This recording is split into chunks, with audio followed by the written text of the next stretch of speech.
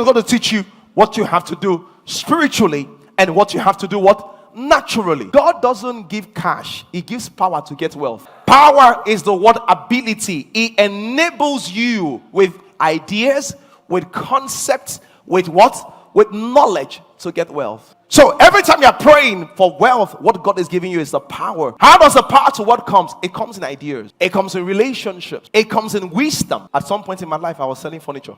And I was a pastor. I was selling furniture. I sold to state government. I sold to banks. I was a pastor. What have I not sold? I've sold shirts. I've sold Christian books. I've sold furniture. The reason why is that I would rather do that than beg. And I know that people do extreme things because they need money. I don't know if you watched the video 3 Sundays ago in the 4th service. As we're talking, a lady ran out because one lady was talking about how she had challenges and how the message helped her. And they ran and hugged her. He said, "Thank you for letting me know that I have hope." And I said, "What's your story?" He said, "My parents need 500,000 to pay for their rent." He said, "This lady just encouraged me that I don't have to do the wrong thing." I said, "What wrong are you planning to do?" He said, "I was planning to go and sleep with someone tomorrow to get the 500,000 to pay the rent." So the first reason is this: why am I stuck financially? That's the first reason. Why am I stuck financially? I wanted to see something here. Let's learn from this widow woman. 2 Kings chapter 4 verse 1.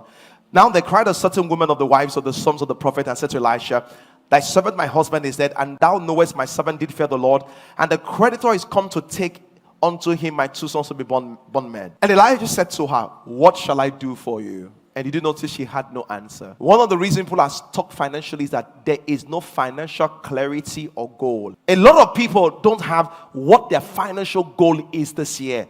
And once you don't have a goal, there's nothing to work towards. The Bible says where there is no vision, what happens? The people perish. The second thing I wanted to see is this. It says, "What shall I do for you?" The woman had no answer. The second thing it said, "Tell me what you have." And that's very powerful. It said, "Tell me what you have."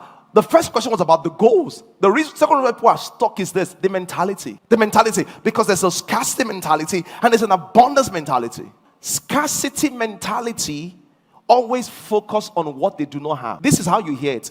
If I had money, if I knew people, if I was abroad, if I was living in Lagos, if I was, leave it, you are not. Where you are, there's opportunity. Look for it. So when you find yourself focused on what's not available, remind yourself of falling into what? Scarcity mentality. The question is that what mentality do you have today that is blocking your finance? Look at that guy that earns 300,000 naira and has girlfriend allowance for 200,000 naira. What will make a responsible human being think that I have loan? What kind of girlfriend are you dating that you have to sustain now with 60% of your salary? Someone says love is stupidity. Some of you girls are dating people. You need to encourage them to be intelligent. How is your mentality keeping you down financially? And this is how it keeps you down financially. Because you have scarcity mentality, you say things like, "It will not work, it will not work," then you do nothing. What are some mentalities that people have that affects them financially? I'll give you some examples. Number one, there's nobody that will help me.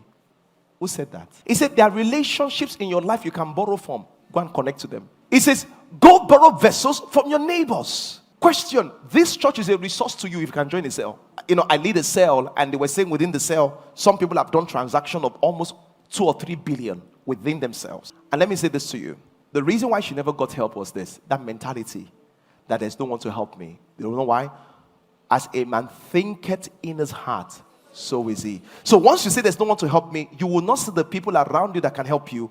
The people you will see are the people that are not willing to help you.